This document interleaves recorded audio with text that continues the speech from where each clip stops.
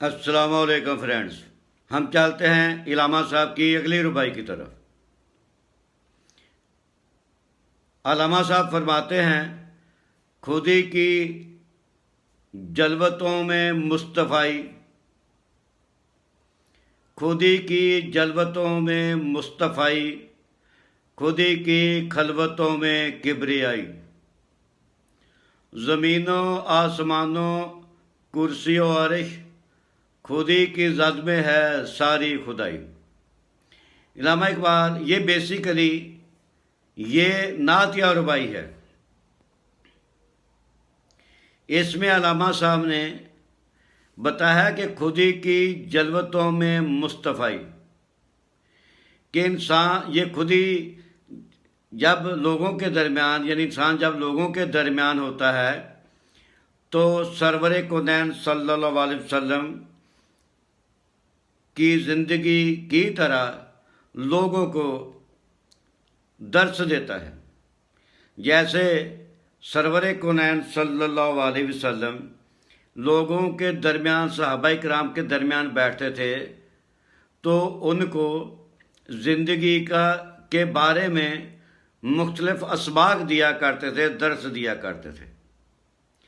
اور جب سرور کونین صلی اللہ علیہ وسلم تنہا ہوتے تھے، جیسے وہ کبھی غار حرا میں بھی تنہا ہوتے تھے،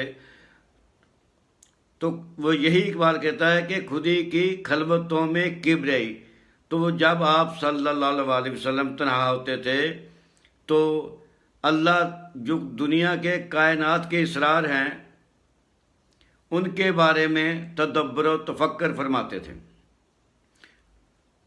تو اقبال یہ کہنا چاہتے ہیں کہ خودی جو ہے وہ انسان کو بہت بلند مقام پر لے جاتی ہے، اور اس میں انہوں نے واقعہ معراج کی طرف بھی انڈیکیٹ کیا ہے، کی طرف اشارہ کیا ہے۔ فرماتے ہیں اقبال اگلے مصرے میں کہ زمینوں آسمانوں کرسی و عرش، خودی کی ذات میں ہے ساری خدائی، کہ نبی پاک صلی اللہ علیہ وسلم جب معراج پر تشریف لے کر گئے تو کرسی اور عرش بھی ان کی ذات میں تھے، ان کے سامنے تھے۔ تو وہ کہنا یہ چاہتے ہیں کہ خودی جو ہے انسان اپنے اندر اس کو اتنا پیدا کر لے، اس کو اتنا بیدار کر لے کہ تاکہ وہ رفتوں اور بلندیوں کو ٹچ کر سکے، زندگی کی معراج کو حاصل کر سکے۔ تھینک یو، السلام علیکم۔